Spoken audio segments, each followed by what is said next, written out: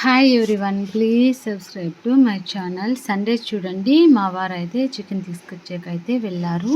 అక్కడైతే chicken shop అన్న చెప్పారంట, రోజు మనం చికెన్ పకోడా అవి తిని మనకు బోర్ కొడుతుంది కదా తమ్ముడు, ఒకసారి పెప్పర్ చికెన్ పకోడా అనేది ట్రై చేయండి అని చెప్పారంట. ఇదైతే పౌడర్ అండి, వాళ్ళే అయితే కిలోకి ఒక ప్యాకెట్ అయితే వేయమని చెప్పారంట. ఇక్కడైతే నేను 2 కిలో చికెన్ అయితే తీసుకున్నాను. నీట్గా వాష్ చేసింది.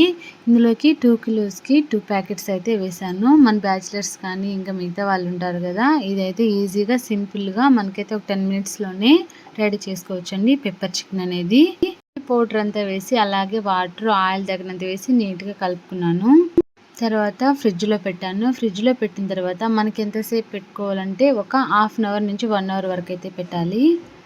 ఇక్కడ నేనైతే 1 అవర్ అయితే ఫ్రిడ్జ్లో అయితే పెట్టుకున్నాను. ఫ్రిడ్జ్లో పెట్టడం వల్ల బాగా చికెన్కి పౌడర్ అంతా పట్టి చాలా టేస్ట్గా ఉంటుంది. తర్వాత స్టవ్ వెలిగించి పెనం పెట్టి ఆయిల్ తగినంత పోసుకొని బాగా ఆయిల్ అయితే హీట్ అయిన తర్వాత చికెన్ ముక్కలన్నీ ఇందులో వేసుకోవాలి. చూడండి, ఇక్కడైతే టోటల్లీ నేనైతే వేసాను.